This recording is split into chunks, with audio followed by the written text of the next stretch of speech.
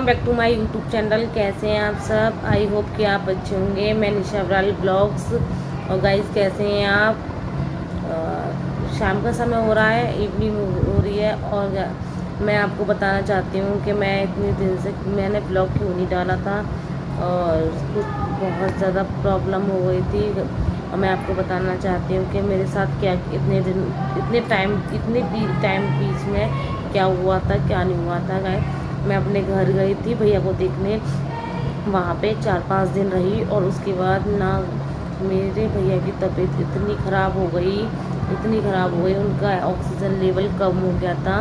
तो हम लोग वहाँ पे मेडिकल में लेके आए थे भैया को। वहाँ पे मतलब समझ में नहीं आया, तो 60% ऑक्सीजन लेवल था भैया का। तो हम मेडिकल में लेके आए, वहाँ पे ठीक थे। मैं देखने गई थी, तो मैं दीदी की घर थी, तो अलीगढ़ में मैं दीदी की घर थी, तो मैं उनको भैया को देखने गई थी। जिस दिन मैं देखने गई थी उस दिन भैया इतने अच्छे थे, मतलब समझ में नहीं आ रहा ये हुआ तो हुआ क्या, इतने अच्छे थे बहुत ज़्यादा।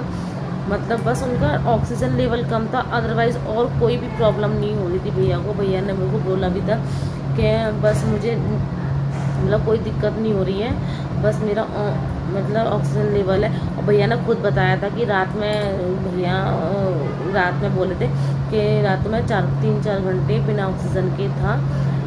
तो गाइस फिर हम लोग आ गए थे वहाँ से हॉस्पिटल से। फिर दूसरे दिन नेक्स्ट डे जो हुआ था, तो मैं कुंज को पढ़ा रही थी और दीदी काम कर रही थी। तब मेरे जीजा जी का फ़ोन आया था कि भाभी बुला रही है मुझे मेडिकल में। तो हमने बोला कि मैं दीदी को बोलने लगी कि मतलब ऐसा क्या हुआ जो जिया जी को बुला रही है दीदी भाभी। तब मैंने फ़ोन करा वहाँ पर, भाभी के पास फ़ोन करा, तो वहाँ से पता चला कि भैया को डॉक्टर ने दिल्ली दिल्ली को रेफ़र कर दिया है, और दिल्ली में ऑपरेशन के लिए बोल दिया है डॉक्टर ने।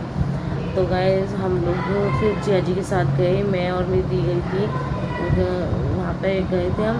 भैया की मतलब भैया हमें देख के इतना रोए गाइस, इतना रोए कि मैं आपको बता नहीं सकती। हमें नहीं पता था ऐसा कुछ हो जाएगा, बहुत ज़्यादा रोए भैया मेरे को भी दीदी को देख के। फिर मेरे भाई बोलने लगे कि मतलब मुझे क्यों लेके जा रहे हैं। तो हमने बोला कि भैया कोई बात नहीं, आपको ठीक ऑपरेशन हो जाएगा, फिर आप ठीक होके आ जाओगे। फिर भैया बहुत रोए, बहुत ज़्यादा दिल्ली के नाम से। तो गाइस फिर आ गए हम लोग आए नहीं, मतलब वहीं पे भैया खुद बेड पे से उतर के खुद स्ट्रेचर पे बैठे हैं। और वहाँ नीचे तक वार्ड से नीचे तक आए, फ्लोर पे फर्स्ट फ्लोर तक आए, अपने आप आए, मतलब उस पर बैठ के आए थे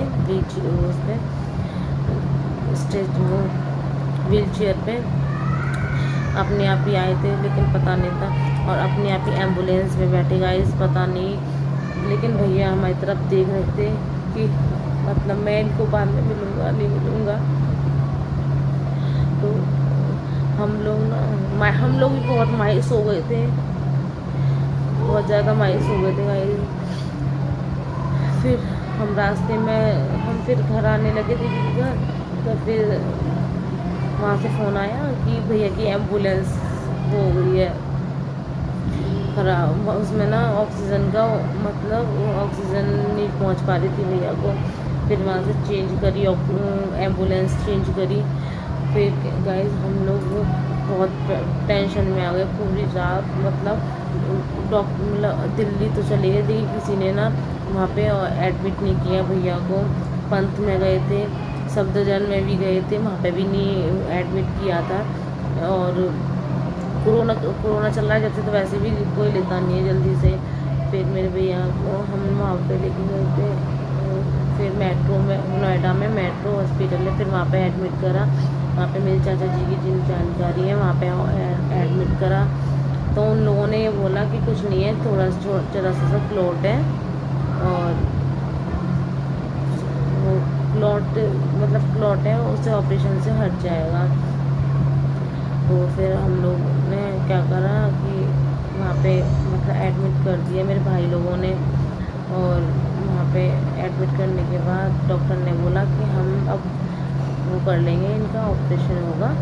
तो 2 दिन तक तो क्योंकि भैया के TLC बढ़ रही थी, तो डॉक्टर ने बोल दिया जब तक TLC कम नहीं होगी तब तक ऑपरेशन नहीं हो सकता। फिर TLC लेवल में आने के बाद फिर डॉक्टर ने बोला कि चलो हम ऑपरेशन करते हैं। तो डॉक्टर ने ऑपरेशन के लिए, लेकिन पता है मेट्रो में किसी को मिलने नहीं देते हैं, बस 5-10 मिनट को मिल लेते हैं सुबह शाम।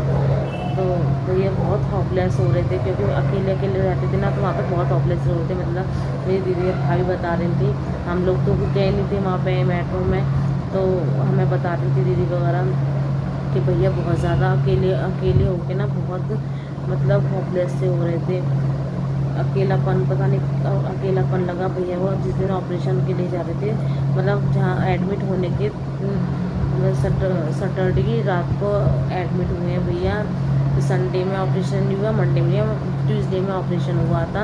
पता नहीं ऑपरेशन होने सुबह 10 बजे से ऑपरेशन हुआ, 10 बजे के बाद दूसरे दिन ऑपरेशन तो हो गया मंगलवार में, लेकिन फिर डॉक्टर ने बोला कि 24 घंटे बाद होश आएगा।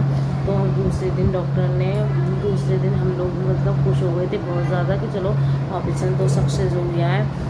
लेकिन तो दूसरे दिन डॉक्टर ने 11 बजे बोल दिया, 10 बजे बोला था कि ऑपरेशन वो आप मतलब पेशेंट को खांसी आई, उसमें ब्लड आया, तो हमने दोबारा उनको बेहोश कर दिया है।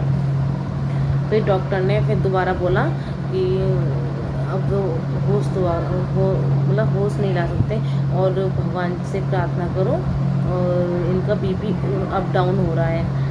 और ये बात ना वैसे किसी को नहीं पता था, जहाँ हॉस्पिटल में भी जो भाभी लोग हैं, दीदी हैं, उनको नहीं पता था। बस जो मैं अलीगढ़ में थी दीदी के पास, तो मुझको पता था क्योंकि मैंने मोहित को बोल दिया था कि मैंने कहा मोहित आप ना अनु भैया से पूछो कि तबीयत कैसी है अंशु भैया की। तो बोलने लगे, मोहित ने कहा कि ठीक है मैं भी पूछता हूँ और मैं पूछ के सो जाऊँगा क्योंकि मोहित की नाइट ड्यूटी होती है। तो मैंने कहा ठीक है। तो फिर मोहित का दोबारा फ़ोन आया और बोल रहे कि निशा मोहित रोने लगे। तो मैं तो घबरा गई बहुत ज़्यादा कि मतलब ऐसा क्या हो गया क्या नहीं हुआ, क्योंकि मोहित तो ये बोल रहे थे कि मैं सो जाऊंगा, अब ये रो क्यों रहे हैं। तो मैं पूछने लगी क्या हुआ, मैं भी रोने लगी। मैंने बोला कि क्या हुआ कि भैया मतलब सब लोग बता रहे हैं कि भैया की बहुत कंडीशन लो हो रही है और BP अप डाउन हो रहा है, बहुत तबीयत खराब है भैया की। तो हम लोग भी बहुत रोने लगे, मतलब समझ नहीं आता गाइस, मैं आपको कैसे बताऊँ वो दिन हमारे लिए कैसा था और कैसा नहीं था। मतलब हमारा बिल्कुल भी मन नहीं लग रहा था, बिल्कुल भी। मैं और शालिनी दीदी बहुत रोने लगे, बहुत ज़्यादा रोने लगे। तो गाइस फिर ना हम लोग रोने लगे, फिर हम चले गए। फिर मैंने बोला दीदी से, मैंने कहा दीदी अब हम यहाँ नहीं रुकेंगे, क्योंकि घर पे मम्मी वगैरह को नहीं बता रखा था। तो मम्मी को नहीं बता रखा था, भाभीियों को तो पता था, दो मेरी और भाभी हैं उनको पता था, भैया को पता था, बड़े वालों को। तो गाइस फिर मैंने मेरी बहन ने और मैंने फ़ोन करा बड़े वाले भैया को घर पे। तो मैंने पूछा भैया हम लोग आ जाएं। तो भैया बोलने लगे हाँ बेटा आ जाओ। तो हम लोग गए गाइस, आप यकीन नहीं करने के पूरे रास्ता हम लोग, मेरी इतना रोए पता नहीं, ऐसा लग रहा था कि ज़िंदगी में कितना बुरा दिन आया हमारे लिए। फिर हम लोग गए अपने घर पे जाने के बाद ना फिर हमारे यहाँ ताऊ जी मंदिर है, ताऊ जी मंदिर पे हम वहाँ गए और हम भगवान से बहुत प्रे करी, हर भगवान से प्रे करी। जो हमारे ताऊ जी मंदिर है हमारे घर के पास, हमने वहाँ पे बहुत प्रे करी, सब कुछ करा। लेकिन प्रे करने के बाद फिर हम घर पे आए, घर पे बैठे, भाभी बस चाय बना के लाई थी, हम लोग पीने लगे। तो मोहित का फ़ोन आता है और फिर मोहित मतलब मैं आपको कैसे बताऊँ गाइस, कैसे बताऊँ वो दिन मेरे लिए इतना बुरा था बहुत ज़्यादा। वो दिन बहुत बुरा था। मोहित ने बताया कि अब अंशु भैया नहीं रहे। गाइस आप यकीन नहीं कर सकते, मेरी चीख निकल रही। वहाँ पे मेरे बड़े वाले भैया बैठे हुए थे, सब बैठे हुए थे, मम्मी बैठी हुई थी, सब चीखने लगे। तो भैया ने मुझे इशारा भी किया कि निशा चुप हो जा, लेकिन मैं कैसे चुप हो जाती गाइस, मेरे से बिल्कुल कुछ भी रहा नहीं गया। और भैया फिर भाभी ने भी बोल दिया। तो गाइस हम लोग इतना ऐसा लग रहा था गाइस, मैं आपको क्या बताऊँ हमारे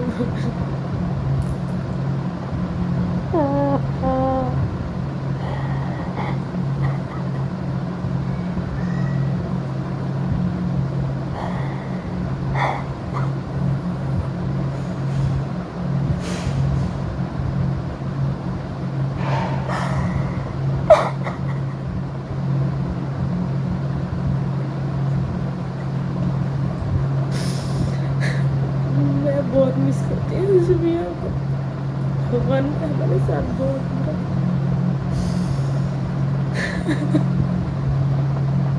ना बुरा करा। ये सोचती हूँ मेरी भाभी कैसे रहेंगी, बच्चे एक छोटे, एक मेरे को 2 साल बड़ा है, पौने 2 साल बड़ा है, और तो छोटा है 2 साल के ट्विंस हैं।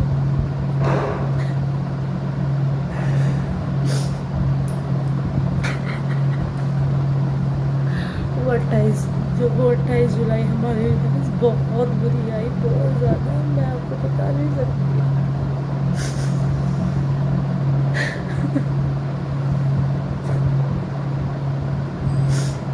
बहुत बुरा दिन आया, बहुत बुरा।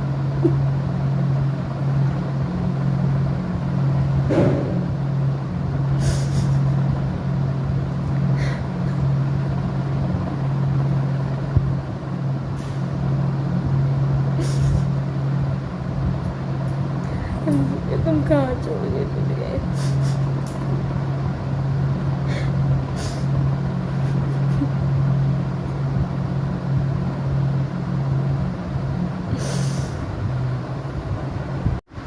तो गाइस मैं बहुत ज़्यादा इमोशनल हो गई थी, और क्या बताऊँ मैं। अब मैं मेरठ, परसों मेरठ आ गई थी, तो सोचा कि ब्लॉग बना कर डाल दूँ, बता दूँ आप लोगों को भी कि मैं तो सब ब्लॉग को नहीं बनाया था। और गाइस मतलब मन नहीं करता है, लेकिन मेरे पास जो हुआ है ना, मेरी भाभी, मुझे अपनी भाभी को बहुत लगता है, बहुत याद, बहुत मिस करती है। हम लोग भी बहुत मिस करते हैं। बच्चा मेरा जो बेटा है ना, बड़ा वाला वंशु, इतना मिस करता है, बहुत ज़्यादा। उसके बाद क्या कहें, अब मैं परसों आ गई हूँ अपने घर, मेरठ आ गई हूँ मैं। चलिए अभी फिर ब्लॉग बहुत बड़ा हो जाएगा, बाद में मिलती हूँ आपसे। Okay bye bye.